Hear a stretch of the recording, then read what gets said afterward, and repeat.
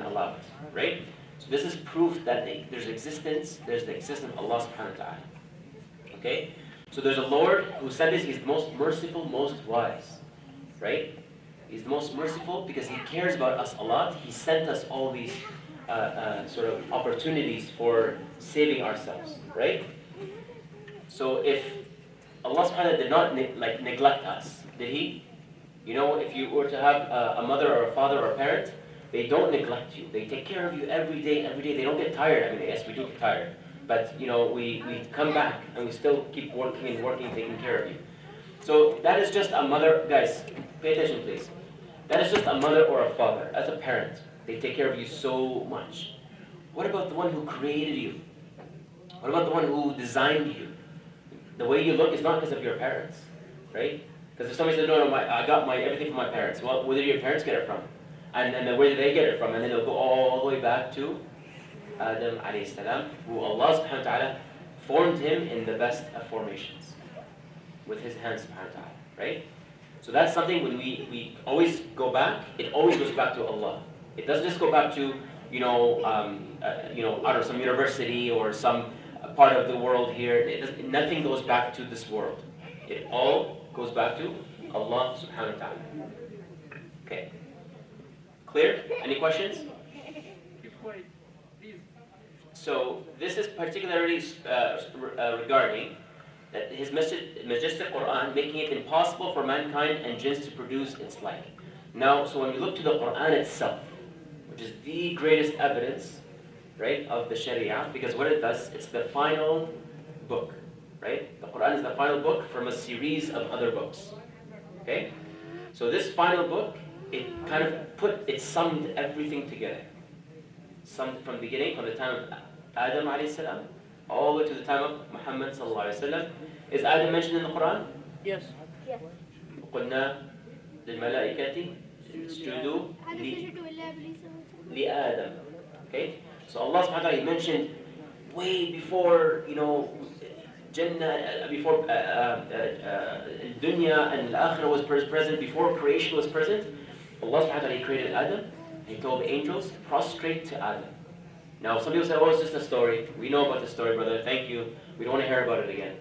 But if you think about it all over again, what it is, essentially, it is the establishment of Tawheed from that point. Because what happened when Allah asked Adam, the angels to prostrate to Adam? They did it except one. So they all prostrated to Adam except Iblis at the time, right? Why did Allah ask the angels to prostrate to Adam? What's the significance? Now they're not worshipping Adam, right?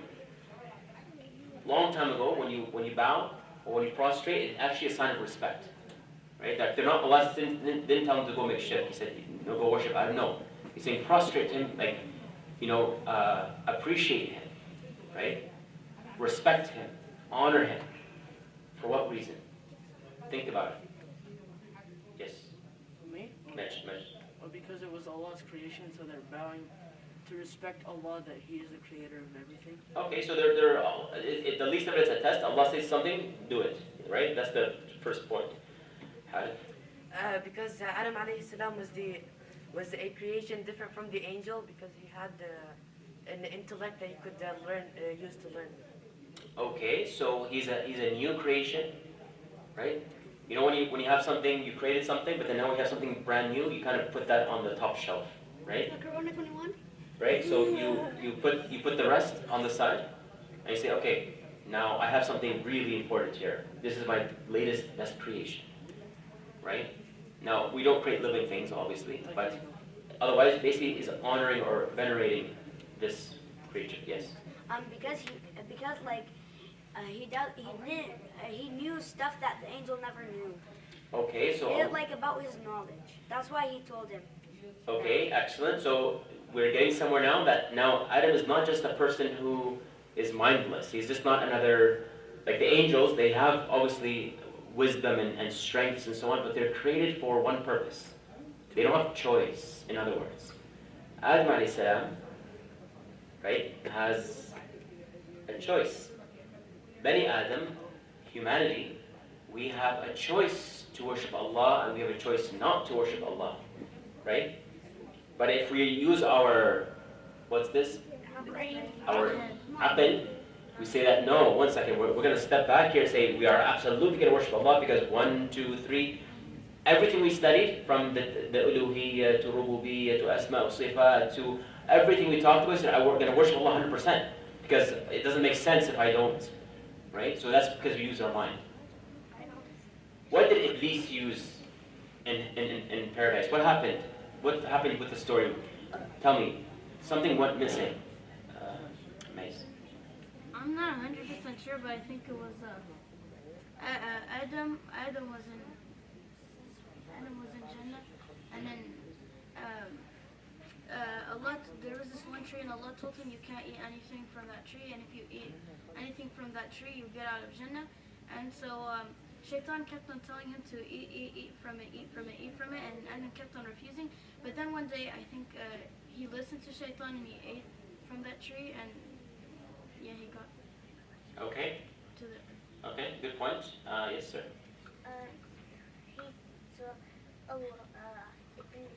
Shaitan, he said that I made a fire and you're made of clay. Okay. So what happened? That he said, no, I'm not going to prostrate to Adam. I'm not going to listen to you, O Allah, because I'm made from fire, and he's made from clay. Ana khayrun min. I'm better than him. Right? So this was the argument. So Shaitan thought he was using his mind. He thought he was, okay, one second, I have also mind too. Adam is not the only person who has a mind. One second. I have a mind. Right? So he thought he's using his mind. And he thought he's using his logic or whatever he had. Right? His maybe emotion at the time and stuff. But when your logic goes against Allah subhanahu wa ta'ala, which is supposed to work first? Allah. Your mind, No, think about it. If Allah tells you to do something, Allah says, don't touch that tree. And you're like, but it's not, it's haram, it's not, like, it's an apple tree, what's the big deal? Right?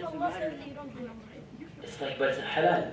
What's wrong with you have that? to think about it and then. No. Fasting in Ramadan, what are we fasting from?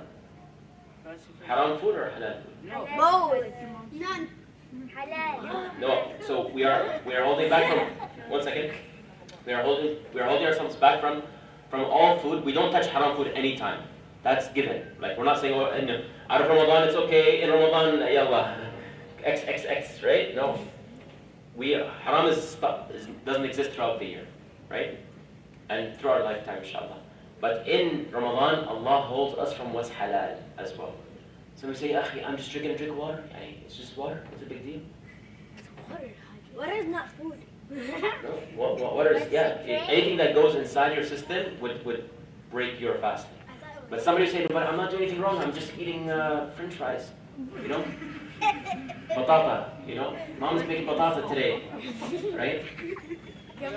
So, if somebody decides to break, they want to say, no, I'm just going to have this, and Akhi, stop touching the batata, leave it alone. It's haram. That's haram. Is it even this halal is haram now? So, one second. So this is a mini test we have, just like Adam, by the way. But Allah has a plan. His plan was that even the mind, right? So what happened? What did Iblis tell Adam before he touched the tree? Because now Allah said, don't touch the tree. And Adam said, okay, I'm going to stay away. But then he keeps coming back. So what did he tell him? He said, I'm going to... Wait. Yes. Was it like when he was like in paradise and there's the tree, right? Like, didn't Shaitan tell him like Allah? There's a reason why Allah is like holding you back from eating the fruit from the tree because you could turn into like kings and queens like that. Exactly. Do you know the ayah in Surah Al-A'raf? He said, yes, right? He said we can become, if you don't touch the tree, if you touch the tree, if you go eat from it, I promise you you're going to have riches and wealth and kingdom. And he kind of played on his emotions and maybe agreed a little bit, because now Adam, he's a human being, right? I think that is like فوسوس لهم الشيطان ليبدي لهما ما وري عنهما Okay. وقال ما نهاكما ربكما عن تلكما الشجرة إلا أن تكونا ملكين أو تكونا من الخالدين. You're going to live forever, and he promised all these promises, Shaitan. And the same thing He's still doing to us today, right? He promised you, oh, you know, if you have more money, you live longer. You could go bragging. No. Here's the thing. What did Allah say? He said, الذي جمع ماله وعدده. Okay, stop right there. الذي جمع ماله وعدده. What does that mean? The one who gathers Who his collected money his and money counts and then he Counted. counted it. Yes. You know, people like to count money. Anybody likes to count money? No. Have you ever counted money before? You do. I'm not talking like $10 or $50. No, Oh yeah, I counted my money. Lots of money, right? 110. Okay. If you ever counted real money, I'm talking like lots, as big as this table kind of money, okay? 100,000? More. So if somebody ever counted money, they say counting money does not make you rich. You're just a counter, right? But here's the thing. We think, and Allah says this is how the human being thinks. الذي جمع ماله وعدده. He keeps counting his money. Just keep checking. Oh, alhamdulillah, I have $1 million. I feel so good, right? A million. What does that person think? يحسب أن ماله أخلده. He thinks his money is going to make him live forever. Or what it means that because he has all this money, he has to like enjoy it first, right? So you have to you have to live. Does it make sense? What, money? Based on this concept, does it make sense for any king to die? Yeah? Yeah. No, it doesn't. If he has too much Normal money, for a king to die. if he has too much money, then he can live forever. And if King George So Washington. when someone has billions or trillions of dollars, or they have kingdoms and vast amounts of wealth and power, he thinks like that's it. He's destined to live here forever. Okay, guys, excuse me. There's a lot of talking. يحسب أن ماله أخلده. You know what everybody's looking for? Everyone. No. Everyone is looking for. Even if you're a billionaire or a trillionaire, there's one thing you can't solve, and that is death. So you know what people are trying to do today? they're trying to freeze themselves, and then they want to live longer so they can live into the next generation. They are trying to extend their lifetimes. They are trying to stop death. Right? They are trying to defy the Sharia. They're trying to say, Allah, you know what? Yes, you are establishing death. We're going to try to stop it. Now, you can do your best to maintain yourself. You might get an extra couple of years or not. Right? We don't know. In the end, everyone has to go. Right? Everyone is trying to live longer. Everyone has to go where? So when Iblis went to... Guys, excuse me. Guys, when Iblis went to Adam alayhi salam, he said what? He mentioned that, if you touch this tree, it's no big deal. You're gonna be, if you go eat from it, I promise you'll be a king one day. You would live long. You would have this and wealth and that and all these things, right? It was a fake promise. It was fake promise. fake promise. So we kind of have that issue with us today still, right? So the Sharia says that because Allah subhanahu wa ta'ala established the sort of the foundations with Adam alayhi salam, He told us what to be aware of, that you're not going to live forever, right? This world is full of trials. If Adam alayhi salam was punished for his mistake, and he's going to be tested, and then he has to go back to Allah, and that's the same process that we're going to go through as well. It's the same process that we're going to go through as well. Okay? Now, so ultimately we know the reason that Bani Adam has lots of value, because this creation is going to choose Allah subhanahu wa ta'ala. And if you choose Allah, you have a higher status than who? Then the people who worship idols. Obviously, that's a given. But if you worship Allah, if you choose to worship Allah, you actually made a choice and you have a higher status than The angels. an angel.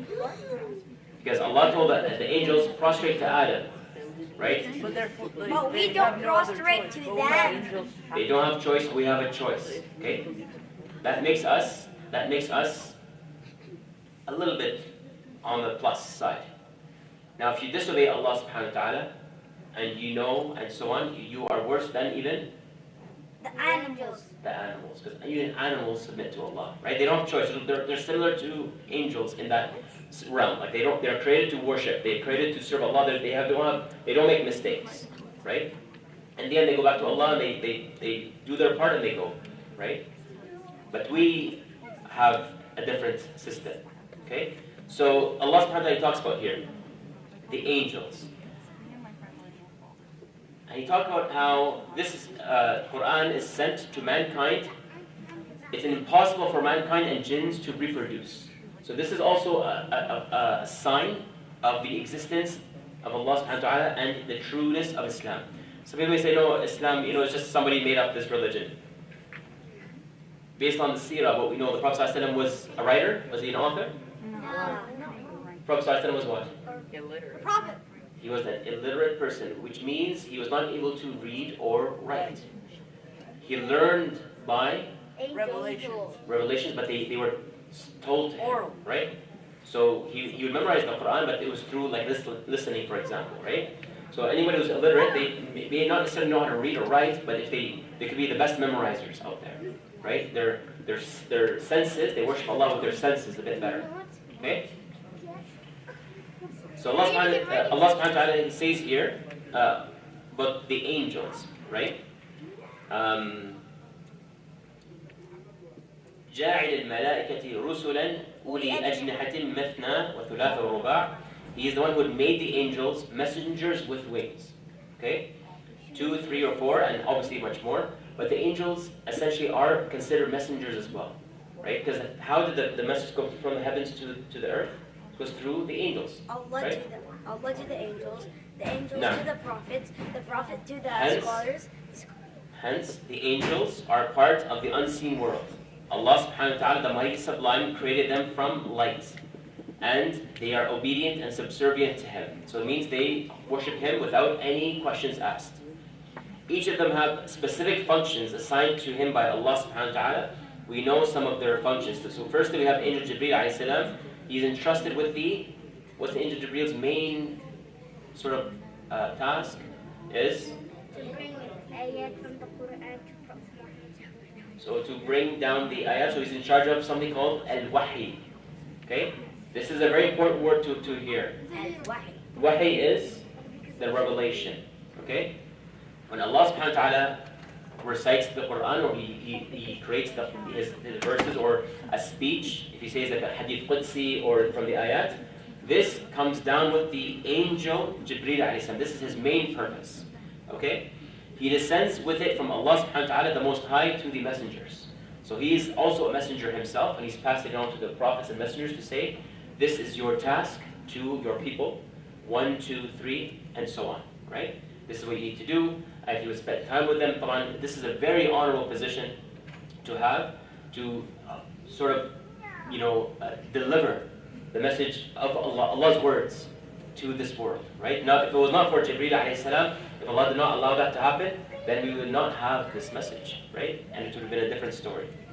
Second, we have Israfil. Who is Israfil? What's his job? Or what's he responsible for? Yes, sir. Blowing the horn for Yom Qiyamah. Ahsan. So he is also the one who will be blowing the trumpet, right? You know, the sa'iqa, or the big trumpet that's going to be blown. Pardon?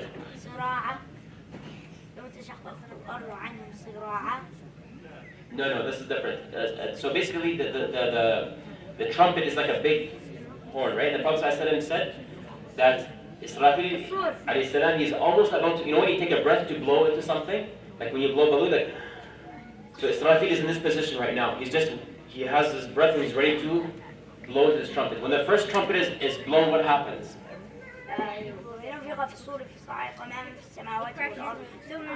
Okay. Yes. So the first one, what's the first one? Can you tell me?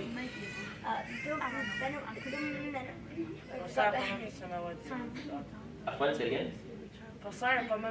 Okay. إذا نفخ في الصور فصعق من في السماوات والأرض. Everything. Ladies. When the trumpet's being blown the first time, everything in the heavens and the earth will collapse, will be destroyed, will die. Okay, everything is cleared. Except what Allah wills, obviously. And then there will be a period of time, right, that Allah subhanahu wa ta'ala is going to exist only. There'll be nothing alive. Everything has to go. Right? The angels? And then even angels will die, by the way. And then Allah will bring them back. Nothing exists إلا وجه. كل شيء هالك إلا وجهه. Okay? So everything will be perished except the face of Allah subhanahu wa ta'ala. He'll be there, and then he'll be like he's the only king, the only Hayy al-Qayyum. And then the second time the trump, Allah give life. Yeah. Yes, so the second time Allah subhanahu wa ta'ala will give life to the angel to again blow the trumpet again. And then we'll have everything come back to life. Okay? And then they'll be able to see, and then they're going to be judged upon their actions, and they will pay out. So very, very powerful position. Like this is not a joke. He's also one of the bearers of the throne. So the throne has angels that are holding it, right? The throne of Allah subhanahu wa ta'ala is the greatest creation of His, and He's one of the angels also that is holding it now. This is again holding the throne of Allah. I don't think we have to explain this. This is beyond our imagination. Third is Mikael. Who is Mikael? Ever heard of this name before? Yeah. Yeah. Okay, what is he responsible for? I believe he's the one that blows the trumpet. No, Or that's the wind, Israfil. the wind, the wind. The rain. Close. The rain. The rain. Okay, so Mikael is entrusted with the rainfall and plant life. So which is again the affairs of the earth, right? Basically ensuring that the earth is alive. He's basically taking care of everybody, right? With the permission of Allah subhanahu wa ta'ala. These three are entrusted what brings life. Look at that. What a statement. Just puts everything together. These three angels, these top three angels are entrusted to what secures life on this earth. How does it secure life? How does Jibreel alayhi salam secure our life and our comfort? Because now we're Muslims, now our life is like now based on Islam. So like, Exactly. You are worshipping the Creator. That gives us everything we need, right? You get more when you worship Allah. وَإِن شَكَرْتُمْ لَأَزِيدَنَّكُمْ. Right? If you thank Allah, I give you more. وَإِن صَبَرْتُمْ. If you have sabr, Allah subhanahu wa ta'ala is there. إِنَّ اللَّهَ مَعَ الصَّابِرِينَ. And so on and so on. So now we're living with Allah subhanahu wa ta'ala. Our hearts are alive. It's not just about I'm alive, I'm just eating and drinking. No. Our hearts need to be alive as well. That's life. Second, we have Israfil. He is obviously a stage that we have to go through to promise us the life that's coming up as well, right? So although we think this is a good life, what's coming up is even better, inshallah. If you go to paradise, you're going to ask what planet Earth? No. You'll miss the days that we sat together like this, by the way, right? In paradise, you'll see, there's an ayah in Surah Tur, it talks about the days that we used to sit together. No. It's the ayam, the times that we used to remember Allah in majaz al-dhikr. Okay? So we will miss the days that we would sat together with our families. We're also going to miss the halaqat al-dhikr and the times we prayed in the masajid and the times we did good deeds for others and we paid our zakat and sadaqah. So as not great this world is, it is also a very good place because this is where we achieve Jannah with, inshallah. Right? This earth will testify for us and say, oh Allah, this person, you know, Harith or Majd or Qais or Yahya, they prayed on me here in this masjid. Right? The walls would talk to Allah as well. The skies would talk. The ground would say, no, he prayed on me. And he said, he also prayed on me as well. So wherever you go, the earth will witness for you as well. I thought they're gonna break. Pardon? I thought they're gonna break. The earth is gonna break and then Allah. No, they will witness as well. Yeah, they'll talk. Yeah, they will talk, right? So it's good.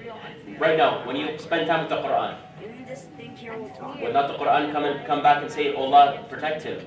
He spent time with me, with your word. Your fasting, your zakat, your sadaqah, all this will come back and help you out, inshallah, with the permission of Allah. Okay?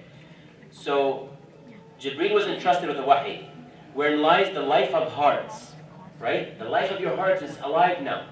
Your heart is happy and is comfortable. أَلَا بِذِكْرِ اللَّهِ تَطْمَئِنُّ الْقُلُوبُ. The hearts find rest when they're reminded of Allah subhanahu wa ta'ala. That's when you know when you pray Fajr in the masjid, and you've done your 2 rak'ah before salah, you maybe did qiyam that day.